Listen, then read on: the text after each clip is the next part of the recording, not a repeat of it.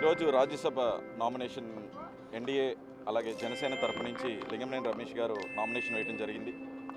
మొట్టమొదటిసారిగా జనసేన పార్టీ రాజ్యసభలో అడుగుపెట్టబోతుంది. సో మేమందరం చాలా ప్రౌడ్గా హ్యాపీగా ఉన్నాం.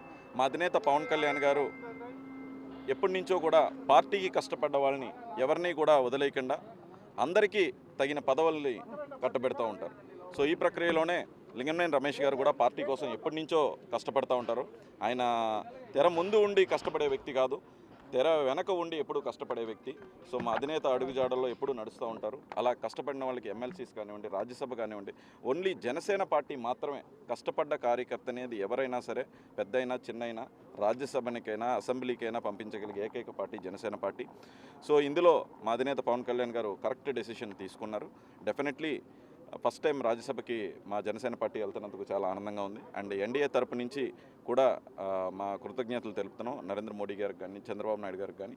డెఫినెట్లీ రానున్న రోజుల్లో ఇంకా రాజ్యసభలో సీట్లు ఇంకా పెరిగితే, ఎమ్మెల్సీ అండ్ రాజ్యసభలో కూడా ఇంకా పెరిగితే జనసేన ఎప్పుడూ బలపడుతూనే ఉంటుంది. ధన్యవాదాలు.